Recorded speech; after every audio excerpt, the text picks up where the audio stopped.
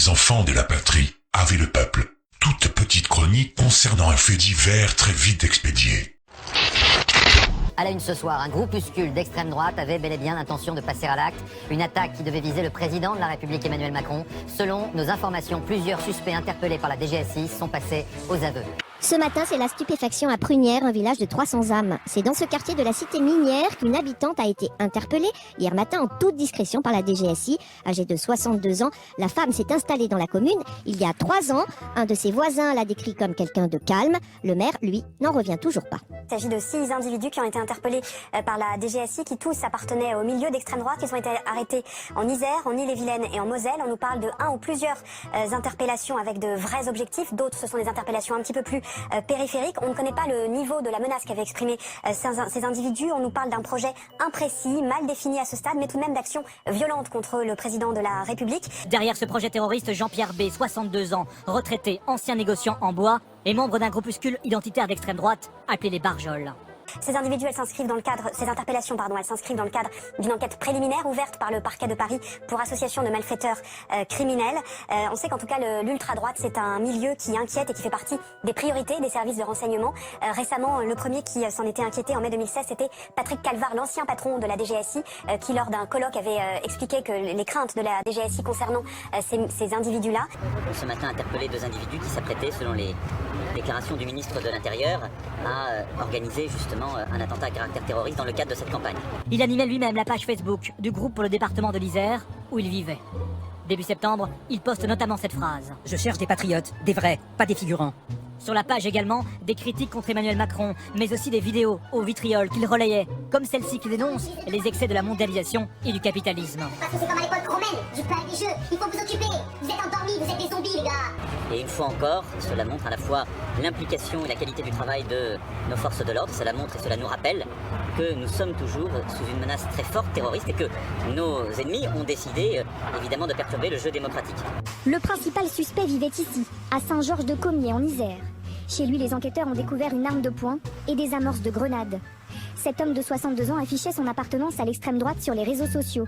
Sur sa page personnelle, il utilisait une photo de Marion Maréchal, épée à la main. Sa famille est originaire de la commune, là, et des familles tout à fait correctes, et qu'on n'a jamais pu penser à qu'elle puisse à des choses pareilles, quoi. Au même moment, 5 autres personnes ont été interpellées dans 3 départements distincts. Une femme en Isère, une personne en Ille-et-Vilaine et 3 autres en Moselle. Tous seraient liés à l'ultra-droite et projetaient une action violente contre Emmanuel Macron. Moi, je pense qu'elle est peut-être mêlée à ça, mais enfin, je vois pas bien dans des prévoir comme ça un attentat ou quoi que ce soit, quoi. Enfin, on est vraiment surpris. Et puis on se rappelle qu'il y a un an, en pleine campagne présidentielle, au mois d'octobre 2017, 10 personnes avaient été arrêtées dans les Bouches-du-Rhône et en Seine-Saint-Denis, des personnes qui menaçaient de s'en prendre à des hommes politiques. À l'époque, Christophe Castaner, qui n'était pas encore ministre de l'Intérieur, faisait partie de leur cible, tout comme Jean-Luc Mélenchon. Dans leur voiture, les enquêteurs ont retrouvé un couteau avec une lame en céramique. De la céramique, une matière qui n'est pas repérée par les détecteurs de métaux. Pour les enquêteurs, son profil de Monsieur Tout-le-Monde faisait de Jean-Pierre B un homme capable d'approcher le président au plus près. À 25 km de là, Saint-Georges-de-Comiers, le village d'où est originaire le principal suspect. Arrêté dans l'est de la France, cet Isérois de 60 ans est soupçonné d'avoir voulu passer à l'attaque contre le président Macron pendant les commémorations du 11 novembre. Il y avait effectivement des comportements d'un réseau lié à l'ultra-droite qui, on le voit depuis quelque temps, monte en puissance et se tourne vers de l'hyperviolence. Et donc il y avait des menaces concrètes qui nous ont inquiétés. Et c'est la raison pour laquelle, en lien avec l'ensemble des services, la DGSI a procédé à des interpellations. Mais depuis le 31 octobre, après avoir tenu des propos alarmants, il était surveillé par la DGSI, le renseignement intérieur français. Ces messages cryptés étaient en réalité interceptés. Ce soir, les 4 hommes sont toujours en garde à vue dans les locaux de la DGSI. L'enquête a été ouverte pour association de malfaiteurs terroristes. Les extrémismes montent partout et nous sommes, nous, services intérieurs, en train de déplacer des ressources pour nous intéresser à l'ultra-droite qui n'attend que la confrontation. Alors que la colère gronde au royaume de France et la crainte des gilets jaunes, un pseudo attend à viser le petit Macron. Encore toi? Et oui, encore lui. Moi qui pensais à un gang de tarte à la crème d'extrême droite pour lui en balancer dans la gueule comme une attaque soviétique. Quel gaspillage! On a parlé de l'imminence d'un attentat sanglant, mais pas de sa fin en eau de boudin. Si vous avez bien observé, cela paraissait en premier lieu un peu louche d'observer des gens de l'ultra-droite tenant des discours d'anarchistes de gauche. Reconnaissons à ce guignol une vertu majeure. À lui seul, il a éliminé l'extrême droite. Qui en entend encore parler à part eux-mêmes? Désormais, c'est l'ultra-droite. La bête immonde qui monte, Guy. La même qui envahit le monde du camping sauvage. La peste brune en sac de couchage. Les colonnes de la haine et de la mort armées d'épluches légumes. Méfiez-vous, ils viendront bientôt faire des croix gammées sur vos portes et vous égorgeront la nuit. Une seule et unique solution. Revotez Macron, encore et toujours, si possible. Donnez-lui un mandat présidentiel à vie. Nous serons tous infiniment plus à l'abri et de tout.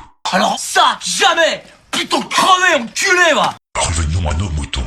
Le 9 novembre, ils auraient avoué dans les locaux de la DGSI selon France Info et Le Figaro, le meneur, Jean-Pierre B, aurait ainsi prévu de s'attaquer directement au président et avec l'aide d'un couteau, lors de son bain de foule à Charleville-Mézières, dans les Ardennes. Une recherche par mots-clés permet de retrouver son identité sur Facebook, réseau social sur lequel le terroriste présumé disposait de 2 comptes. Et là, surprise, en parallèle d'afficher sa volonté de se rendre au Bataclan pour protester contre le concert prévu de Médine et son mention j'aime pour les pages Facebook du clan Le Pen, Dupont-Aignan, Philippot, Suavlos, alias Conversano, Sputnik News, Russia Today France, Europe Israël, TV Liberté, et, en guise de dessert, il aurait tenté de se faire connaître par l'intermédiaire de Vincent Lapierre.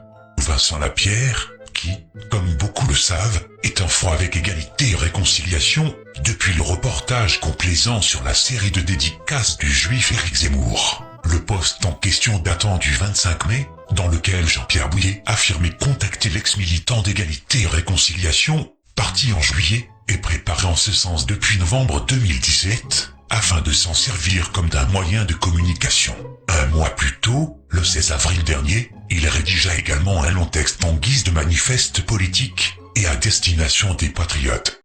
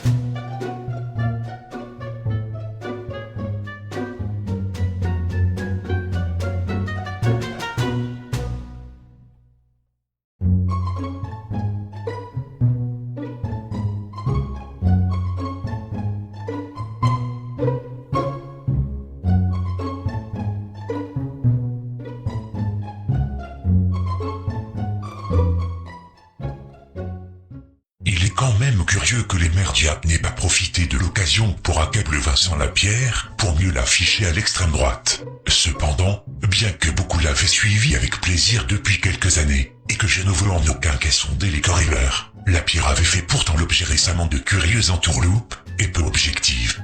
Comme par exemple, une supposée menace de la brigade juive se réjouissant d'une supposée agression par les Antifa, dont il fut impossible de remonter la source. Mais le plus étrange, c'est une photo censée illustrer cette manif Antifa à laquelle il avait baigné dedans et récolté son agression. Le problème est que cette photo n'a strictement rien à voir avec le contexte, puisqu'il s'agissait d'une photo relative à un rassemblement d'antifas radicaux au Brésil, il y a 4 ans. Pourquoi insérer une photo pour refléter une réalité comme il l'affirmait et coller une photo hors contexte?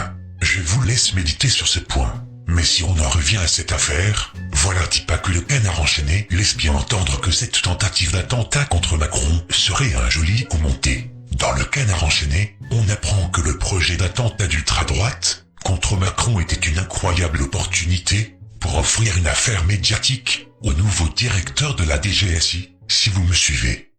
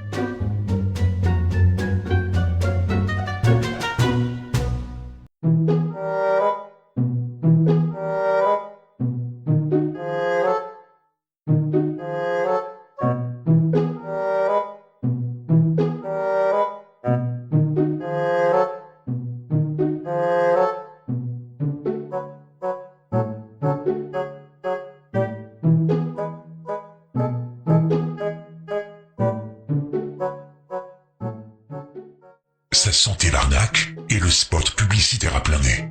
Normal pour un banquier qui tente d'avoir toujours l'air d'un chef d'État. On le savait, tout ce n'est faux. Dans les soi-disant terroristes que la victime elle-même, il a essayé de faire comme Mitterrand son temps, mais là aussi, c'est raté. Tout va bien dans le meilleur des mondes. D'autres déclarations suivront.